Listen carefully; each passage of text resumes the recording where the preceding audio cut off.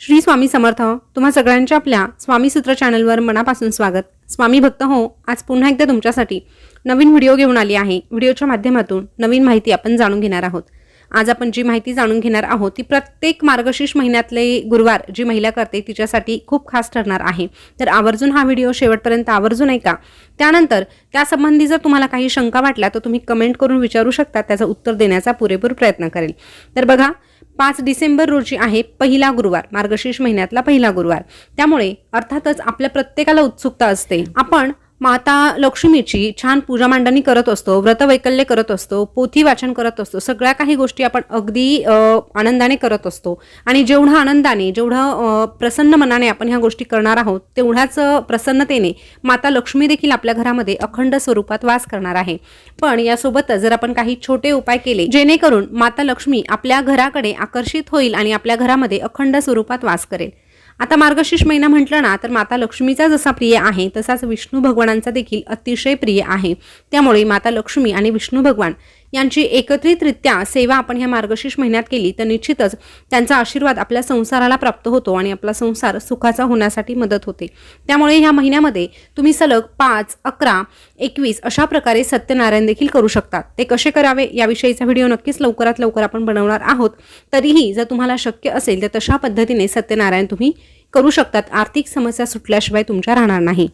तर असो, त्यासंबंधीचा व्हिडिओ लवकर येईलच. पण आजच्या व्हिडिओमध्ये आपण जे काही जाणून घेणार आहोत ते जास्त गरजेचं आहे. कारण आपण गुरुवार म्हटलं तर गुरुवारी उपवास करणार आहोत. पण सुरुवातीला अगदी सकाळी सकाळी आपल्याला एक छोटंसं काम करायचं आहे. ते केल्यानंतरच आपल्याला आपल्या दिवसाची सुरुवात करायची आहे. ते कुठलं काम आहे तर आपल्याला आपल्या मुख्य दरवाजावर एक दिवा लावायचा आहे. एक शुद्ध गाईच्या तुपाचा दिवा आपल्याला मुख्य दरवाजावर प्रज्वलित करायचा आहे. आता हा दिवा लावताना थोडीशी विशेष काळजी आपल्याला घ्यायची आहे. तो कशा पद्धतीने लावायचा हे नीट समजून घ्या. एक दिवस अगोदर व्हिडिओ बनवलेला आहे, त्यामुळे उद्या तुम्हाला छान तयारी करता येईल आणि गुरुवारी अगदी सकाळी शक्य होईल तितक्या लवकर आपल्याला हा दिवा आपल्या मुख्य दरवाजावर लावायचा आहे. तर हा दिवा लावताना सगळ्यात महत्त्वाची गोष्ट म्हणजे तुम्हाला तुपाचाच दिवा लावायचा आहे. आता बरेच जण म्हणतात तूप घेणं प्रत्येकाला परवडत नाही, तुम्हाला सांगायला काय लागतं. पण हे बघा, आपण आपल्या स्वतःवर खूप खर्च करत असतो आणि त्यामुळे जर देवासाठी आपण कधीतरी तुपाचा दिवा लावला तर काहीही बिघडत नाही. त्यामुळे तुपाचा दिवा आवर्जून आपल्याला लावायचा आहे. आता दररोज तुपाचा दिवा लावणं अगदी शक्य नसेल तर कमीत कमी एक दिवस नक्कीच तुपाचा दिवा तुम्ही लावू शकतात. आता तेही जर तुम्हाला शक्य नसेल तर मग आपण काहीही करू शकत नाही. मग तुम्ही तेलाचा लावला तरीही चालेल, पण दिवा लावणं गरजेचं आहे.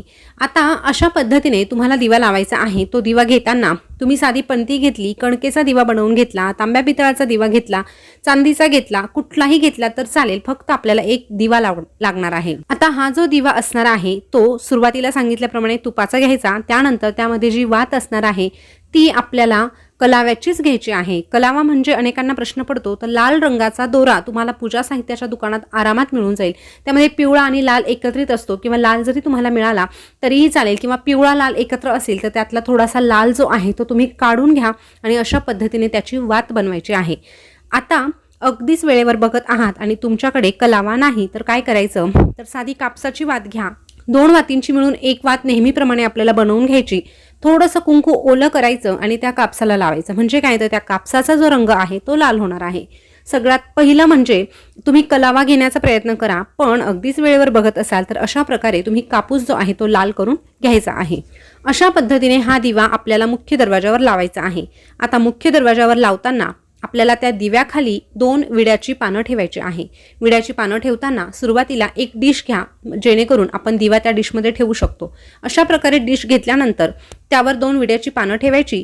त्यावर हळदी कुंकवाने स्वस्तिक काढायचं आणि त्यानंतर आपल्याला त्यावर हा दिवा ठेवायचा आहे.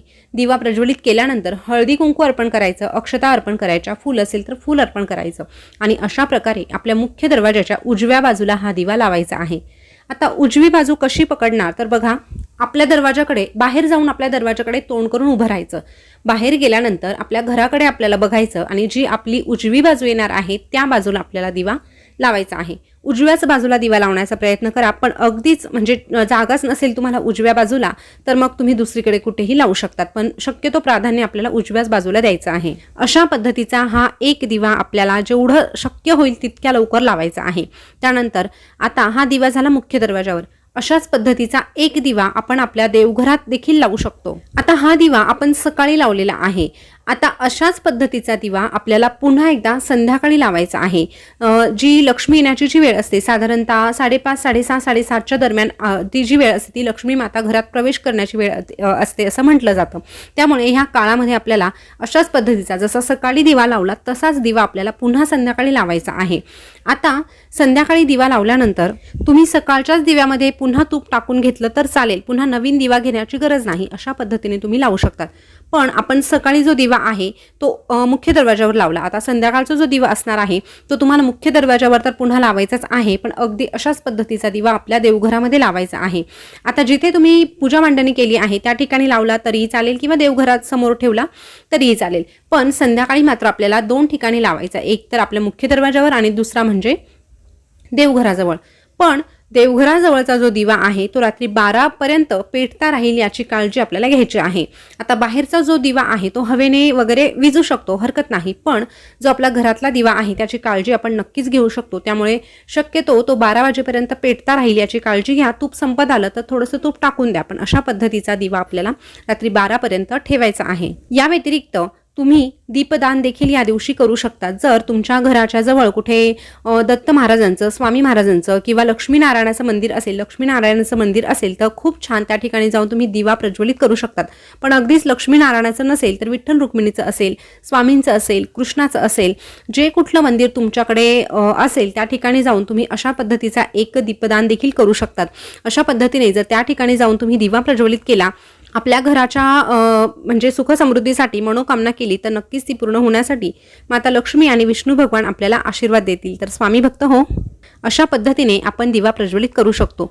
या व्यतिरिक्त अजून दीपदान तुम्ही कुठे करू शकतात तर केळीचं झाड जर घराच्या आजूबाजूला असेल तर त्या ठिकाणी देखील तुम्ही करू शकतात, पिंपळाच्या झाडाजवळ करू शकतात, औदुंबर वृक्ष असेल तर त्या ठिकाणी देखील अशा पद्धतीने दीपदान तुम्ही करू शकतात।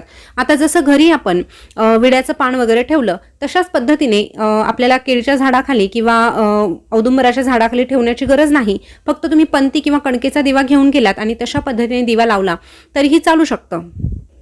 पण दिवा ठेवताना त्याला आसन देणं गरजेचं असतं, म्हणून विड्याची पानं घेतलेल्या उत्तम राहील।